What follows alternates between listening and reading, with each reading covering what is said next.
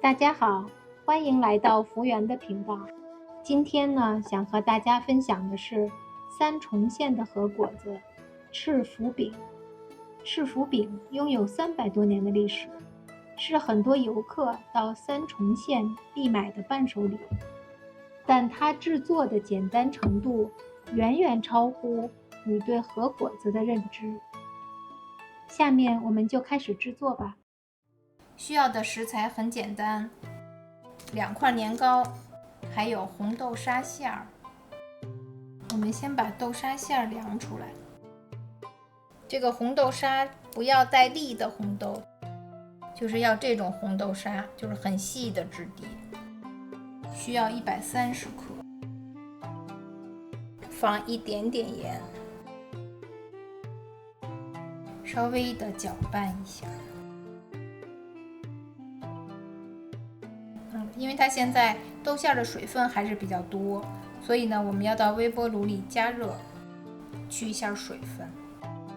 不用盖保鲜膜，就是这样。微波炉600瓦先加热30秒。已经加热好了，放到一个保鲜膜上，给它稍微揉一下。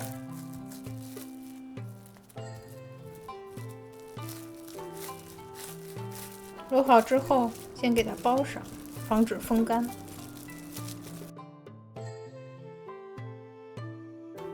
先放在一边就可以了。打一点水，准备100克的年糕，把这个年糕放进去。只要是这个年糕能浸泡到这水里，这么多就可以。就是这样。拿到微波炉里加热一下，仍然不用盖保鲜膜。已经加热了3分钟，我们放到一个碗里，把这个碗里的水倒掉，然后拿一个木头铲子或者是擀面杖，给它搅拌均匀。一般是用白玉粉来做，但我这次用的呢是年糕，既保留了口感，也节省了时间。准确的说呢，赤福饼是三重县伊势的特产。当然，伊势海老大家可能更熟悉，搅拌成能有延展性，搅拌成这样就可以了。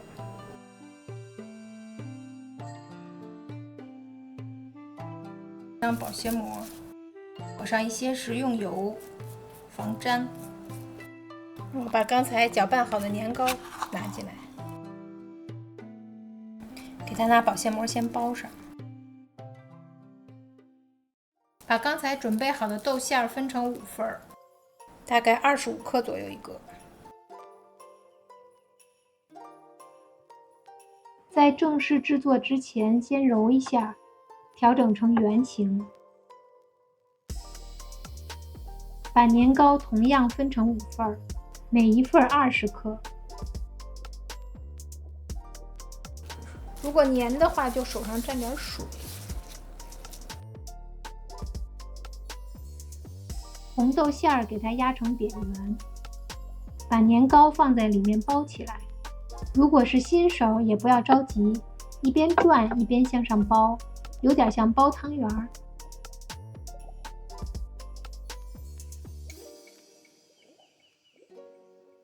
滚成有点长圆形。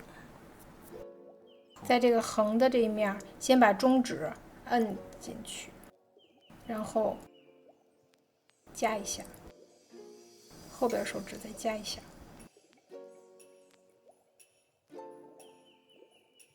这个波浪形就出来了。之所以要做成这个波浪的造型呢，是因为它象征着流过伊势神宫旁边的武石陵川。赤福饼就做好了。如果大家有机会去三重县旅游的话呢，可以去这个赤福饼的专门店去买一些伴手礼。先切一下，豆沙呢象征着河川，白馅儿象征着河床的石子。来尝一尝，入口先是豆沙的香味儿，软软糯糯的，很弹牙。非常好吃。今天这款和果子呢，用料非常简单，制作也很容易，很适合新手，大家也来试试吧。